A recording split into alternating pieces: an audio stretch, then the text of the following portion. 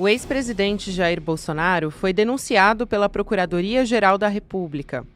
Ele foi formalmente denunciado pelos crimes de golpe de Estado, abolição violenta do Estado Democrático de Direito e organização criminosa. Também é apontado como líder dessa organização que tentou dar um golpe de Estado por meio de um plano, chamado de Punhal Verde-Amarelo. O planejamento previa envenenar o presidente Lula, o vice-presidente Geraldo Alckmin e explodir o ministro do STF, Alexandre de Moraes. O núcleo central do golpe era formado por Bolsonaro, Alexandre Ramagem, Almir Garnier, Anderson Torres, General Heleno, Paulo Nogueira e Braga Neto. Quarta-feira, 19 de fevereiro de 2025.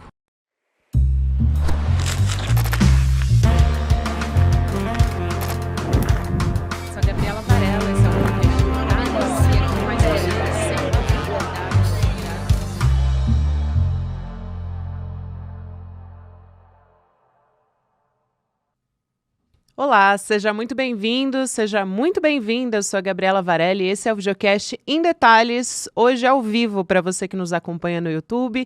Então pode mandar a sua mensagem para cá enquanto a gente discute a temática, a notícia mais importante do momento, talvez da década. Vou conversar com a Juliana Dalpiva, nossa jornalista investigativa aqui no ICL Notícias, nossa companheira e comentarista também no ICL Notícias, no N1 e no N2 também. Ju, bom dia. Hoje, excepcionalmente, bom dia, né? Prazer falar contigo. Mais uma vez aqui dividindo todas as minúcias da denúncia da PGR. Bom dia, Gabi. Bom dia para quem está acompanhando em detalhes, a nossa comunidade do ICL. Sim, esse é um dia, assim, já estamos no dia 19 de fevereiro, é uma continuidade do dia 18, mas são dias históricos. Em que finalmente a gente vai ver um presidente da República responder no Brasil pelo crime de tentativa de golpe de Estado. Pois é, e vamos começar por aí então, por esses principais pontos que te chamaram a atenção nessa denúncia da PGR envolvendo o Bolsonaro, colocando o Bolsonaro como líder dessa organização criminosa que arquitetou, que planejou todo esse golpe.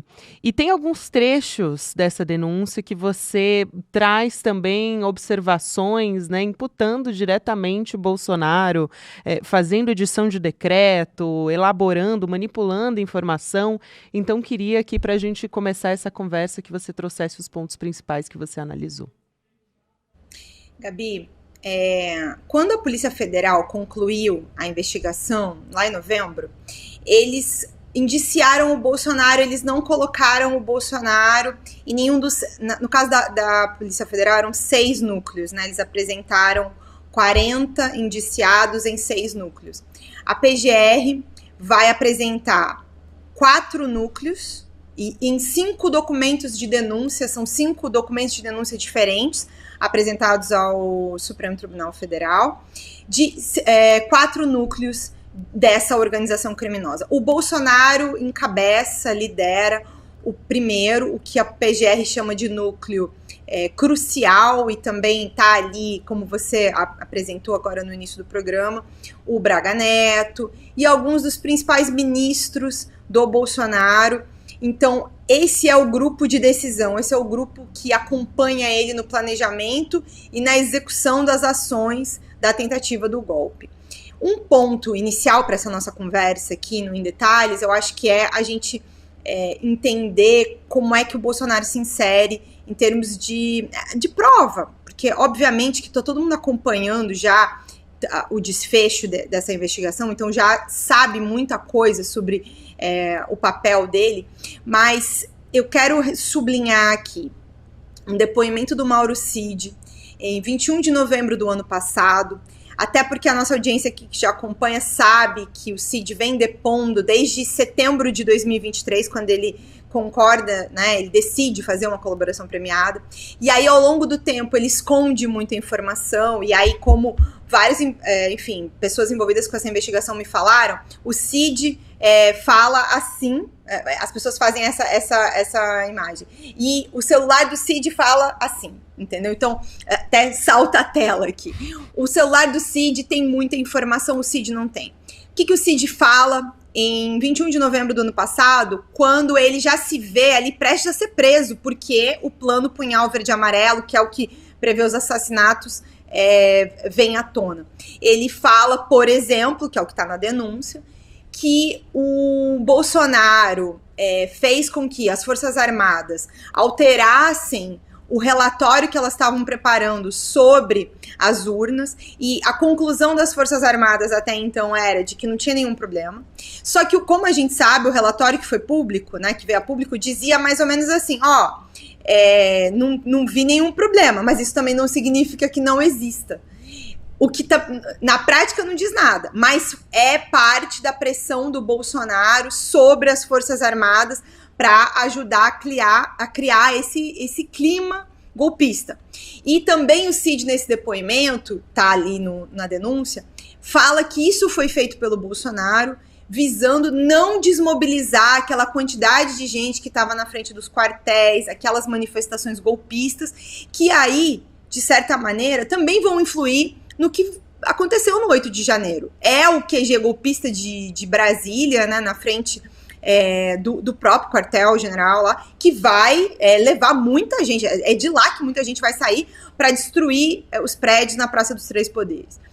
E, Gabi, para fechar aqui, que eu acho que esse papo, fechar esse momento inicial da nossa conversa, tem um outro detalhe que é muito importante, que é colocado pela PGR, que é a anuência, o conhecimento do Bolsonaro do Plano Punhal Verde e Amarelo. Sim. O Plano Punhal Verde e Amarelo, ele é impresso e apresentado para o Bolsonaro, segundo a PGR, porque a prova de que ele foi impresso no Palácio Planalto, a gente tem ela documental.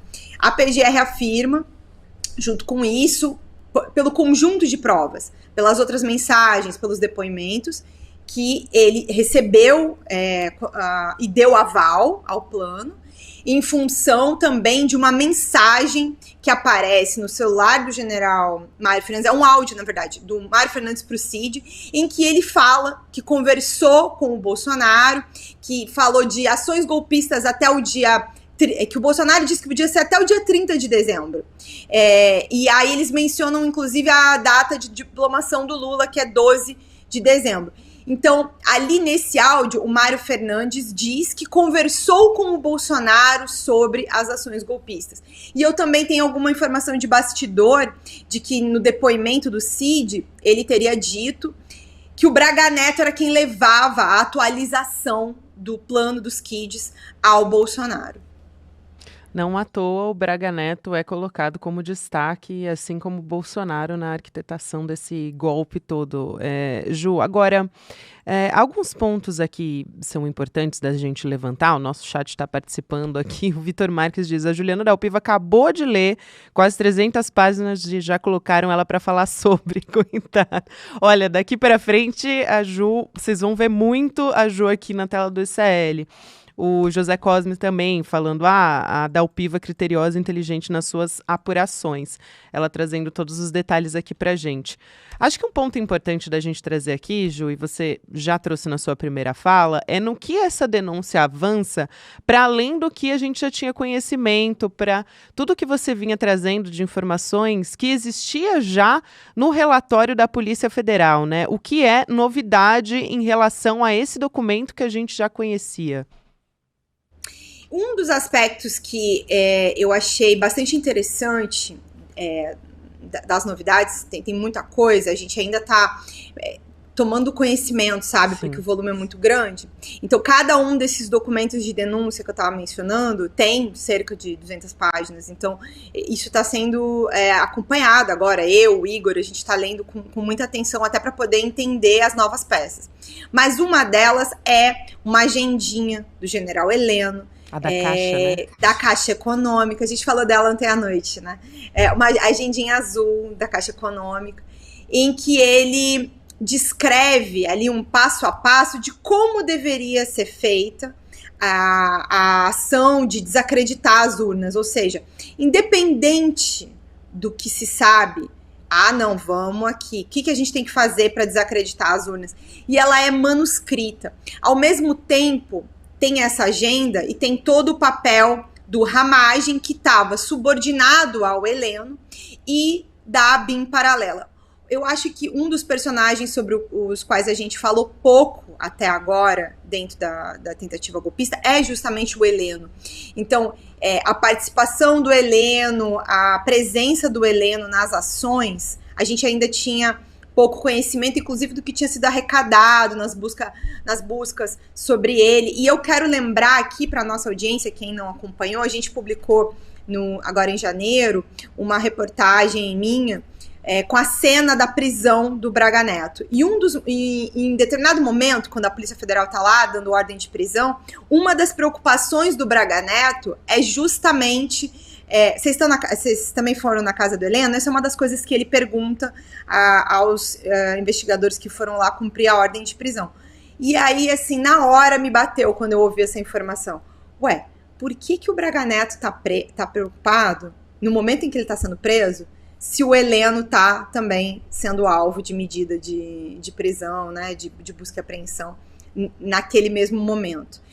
A sensação que eu tenho, Gabi, é que, independente dessa investigação ter sido concluída, e já, olha, com mais de 2 anos, com um volume de prova gigantesco, eu acho que tem mais elementos nessa história ainda, e mais elementos, inclusive, sobre o general Heleno, que aos poucos devem começar a vir mais à tona.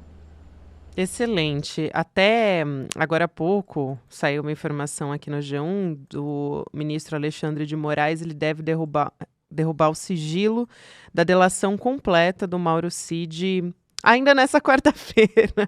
Então vai ter mais coisa para a gente comentar muito em breve, Ju, a respeito disso. Aproveitando que eu citei aqui o ministro Alexandre de Moraes, daqui a pouco a gente vai voltar a falar. A gente disse sobre pontos que são novidade da denúncia da PGR, mas há também coisas que foram deixadas de fora que você vai falar daqui a pouco. Agora, já que eu comentei a respeito dessa decisão que deve vir do ministro Alexandre de Moraes, a gente vai ter o julgamento do Supremo, né? E se fala muito em terminar, né, esse julgamento do Bolsonaro pelo golpe ainda nesse ano 2025 para evitar uma contaminação do processo eleitoral em 2026. Então eu queria te ouvir sobre a viabilidade disso e se essa continua sendo a expectativa.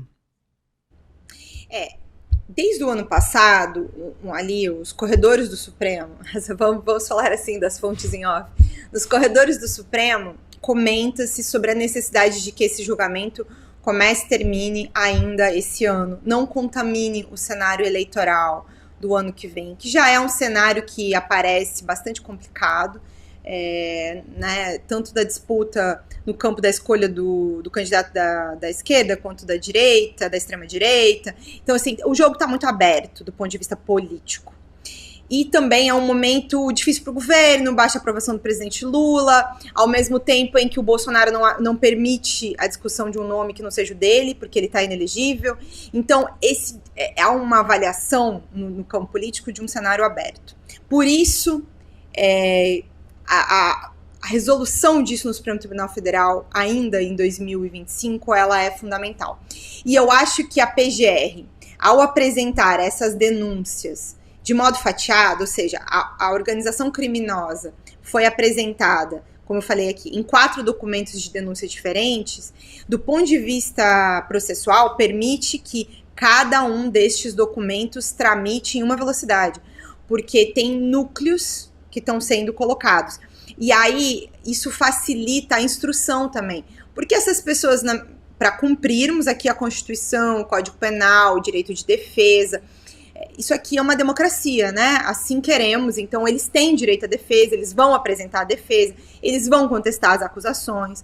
E esse julgamento precisa ser um julgamento justo, é isso. Então, ao apresentar de modo separado, a gente consegue olhar até para o que sabemos da realidade dos processos do Supremo e entender que há mais celeridade em analisar um processo que tem 5, 6 réus do que um que tenha 34. Então, acho que esses documentos apresentados em separado já sinalizam parte dessa celeridade. A questão, acho que mais sensível agora, e é um pouco isso que eu estava falando sobre o corredor do Supremo, era...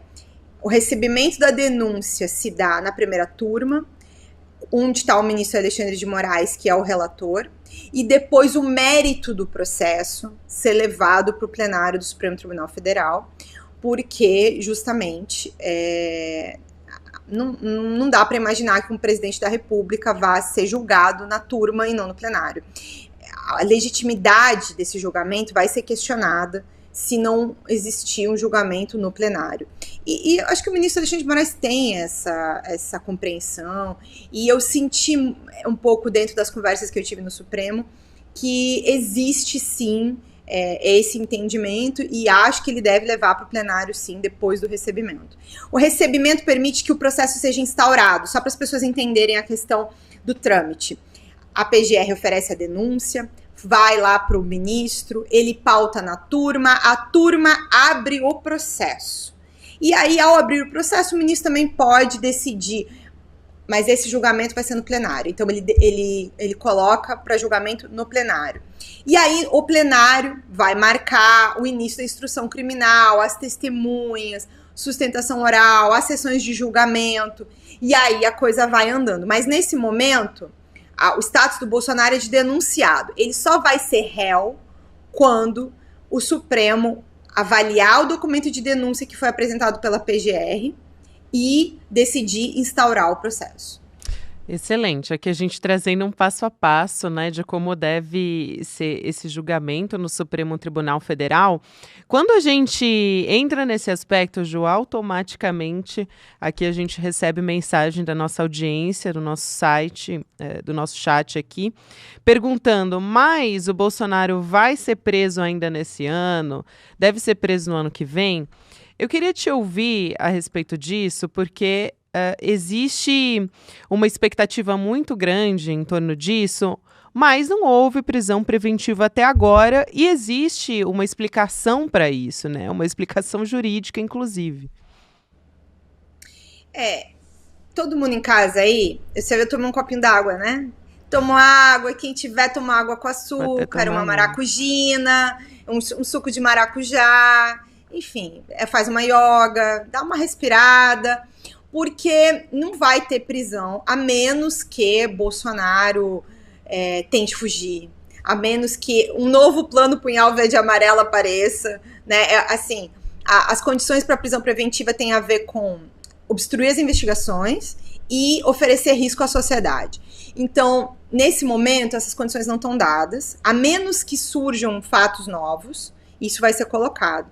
Então, esse julgamento deve se estender, eu acho que até o final do ano. É muito difícil de imaginar um julgamento que, até terminar esse ano, já é, assim, uma coisa complexa de se imaginar dentro do Supremo Tribunal Federal pela velocidade das coisas. Não tem só esse caso, né? Tem inúmeros outros casos também, questões importantes para o Supremo analisar.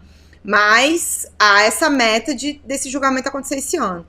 Prisão do Bolsonaro, uma vez condenado, acho que é uma coisa para se pensar entre 2025 e 2026. Mas eu também vou adiantar uma análise, aí não é informação, assim, uma apuração, é uma análise minha aqui. Eu acho que a prisão do Bolsonaro também vai levar em consideração, a decisão pela prisão do Bolsonaro vai levar em consideração a conjuntura política. Se isso vai contribuir ou piorar para o cenário de 2026. E aí é que eu sinto que o Supremo também teme esse cenário, e essas discussões todas sobre uma possível anistia vão ter a ver com a possibilidade de uma derrota do campo da centro-esquerda, né, do campo progressista, para a extrema-direita na eleição.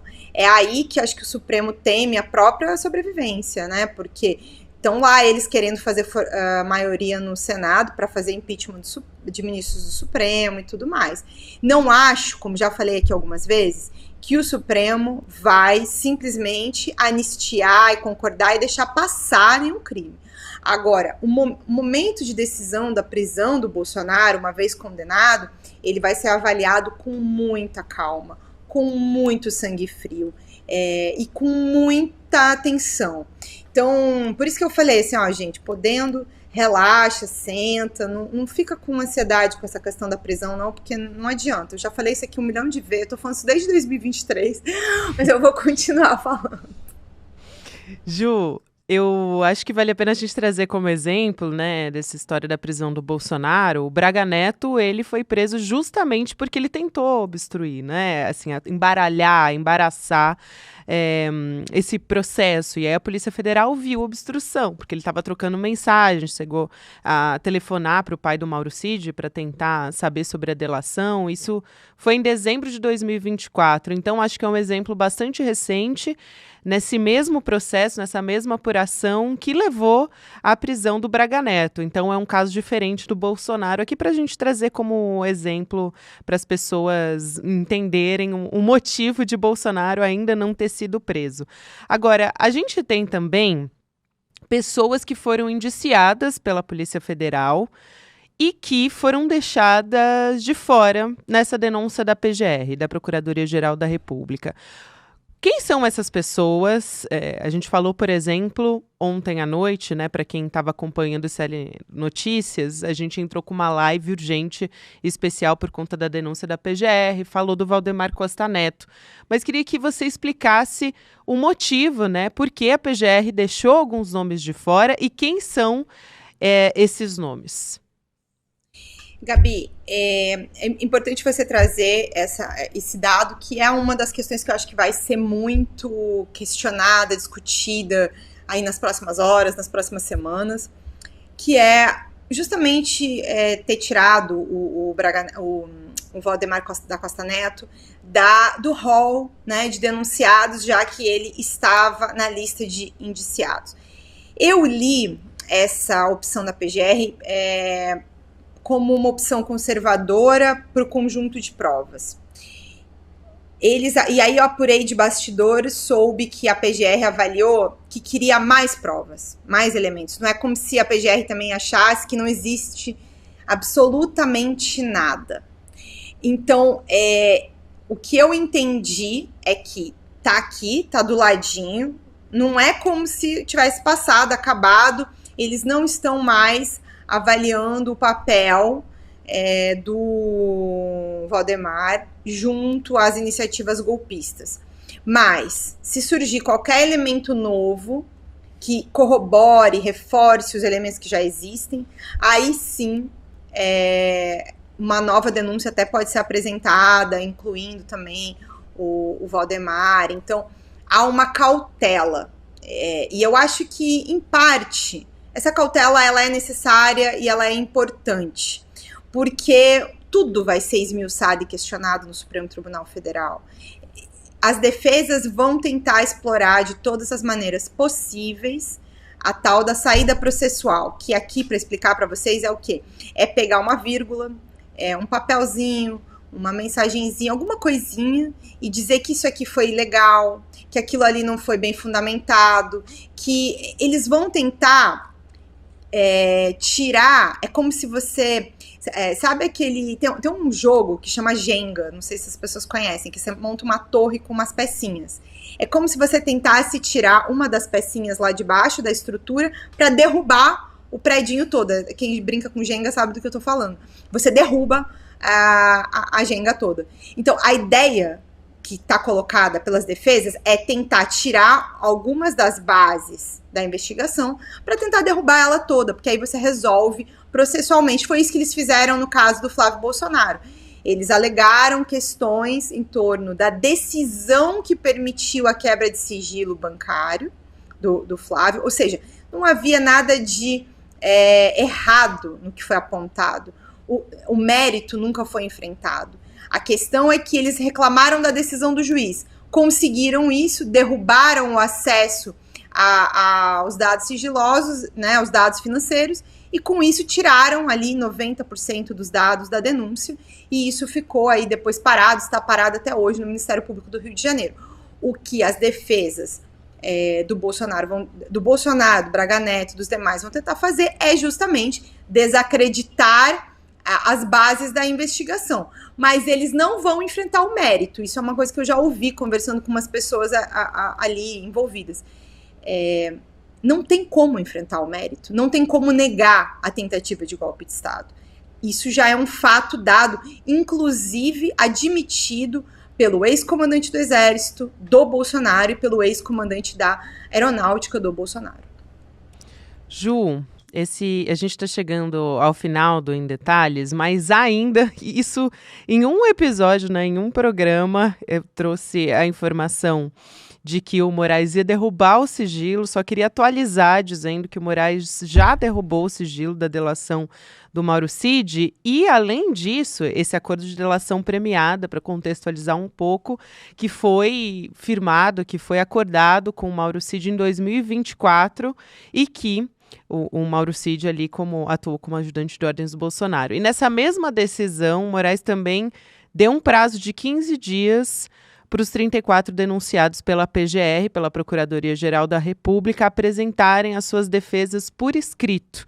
Então, as coisas estão começando a se desenrolar muito rapidamente, até a partir dessa denúncia da PGR, Ju. Então, um prazer ter você aqui, a gente ainda vai se falar muito daqui para frente.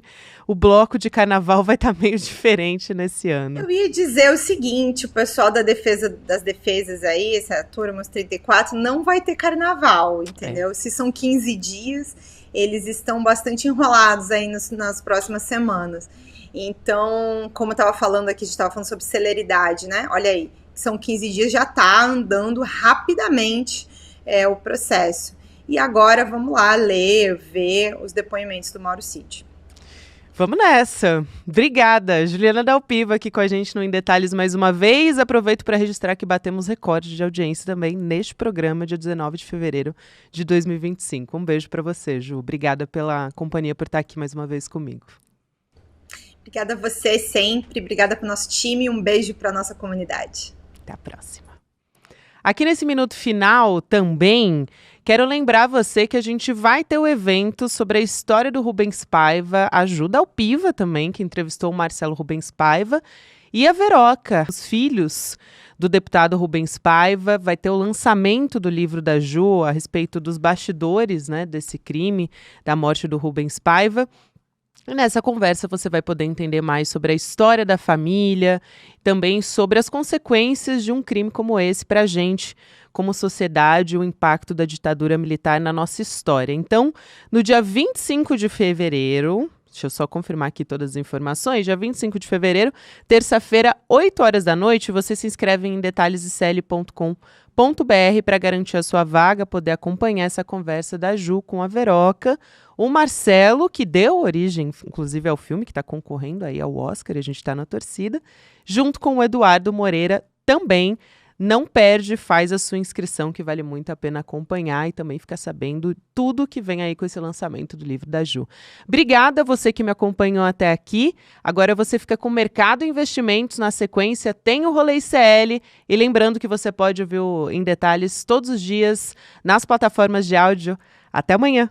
Já imaginou ver o seu pai ou sua mãe sair de casa e nunca mais voltar? Essa é a realidade de milhares de pessoas que moram nas zonas periféricas e pobres do Brasil. Mas foi também a realidade de várias famílias durante o regime militar. E uma dessas histórias chocou o Brasil e hoje está passando a ser conhecida no Brasil e do mundo através das telas do cinema. Pelo filme Ainda Estou Aqui. Marcelo Rubens Paiva e Vera Paiva viram seu pai, o deputado Rubens Paiva, sair pela porta de casa e nunca mais voltar. Ele foi torturado e morto pelo regime militar. E os responsáveis pela sua morte ainda recebem milhares e milhares de reais do Estado brasileiro. A justiça não foi feita. É um crime sem castigo. Para contar os detalhes dessa história, Juliana Dalpiva, jornalista do ICL, fez uma conversa histórica com Marcelo Rubens Paiva e com Vera Paiva. E a gente vai mostrar para vocês essa conversa no dia 25 de fevereiro, uma terça-feira, às 8 horas da noite. Um abraço e até lá.